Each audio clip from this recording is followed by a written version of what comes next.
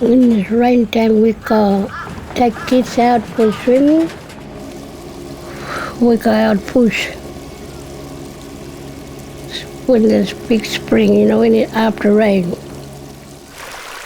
go swimming.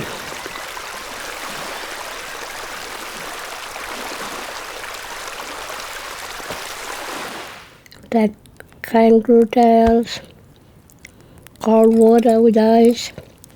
Sit down with the family, tell a story when it's hot time. People want to go to the hill, look for wild tobacco. Sometimes we climb up on the top and get them picture. Sometimes we have bird. The different bird again in the bush.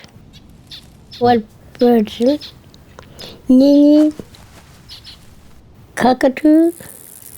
They sit in the country and make noise. Or kanga. They sit down in the hill, wait for the empty thing, pound, scrub, and they'll eat.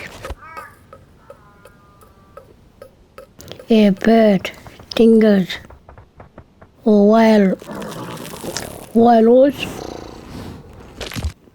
or camel. So on the other side they drink. Nighttime when we sleep nighttime, and we hear the dingo making noise, crying nighttime, they come and close. Oh, we don't get scared, we sleep.